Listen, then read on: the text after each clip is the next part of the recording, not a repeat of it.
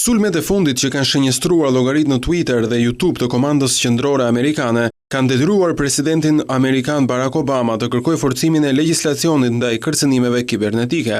Shefi i Shtëpisë së Bardhë i kërkoi Kongresit të diskutojë së shpejti një nismë që është lënë pas dore, por ligje më të ashpra për hakerat. Përpjekjet e mëparshme për ndryshime në legjislacion kishin hasur në kundërshtimet e aktivistëve të drejtave civile. Sipas legjislacionit të ri, shitja e të dhënave financiare që janë vjedhur nga sulmet kibernetike do të konsiderohet vepër penale, ndërsa kompanitë kanë detyrim të njoftojnë klientët nëse u janë shkelur të dhënat personale. Presidenti Obama është shprehur se kërcënimet kibernetike janë një rrezik urgjent dhe në rritje.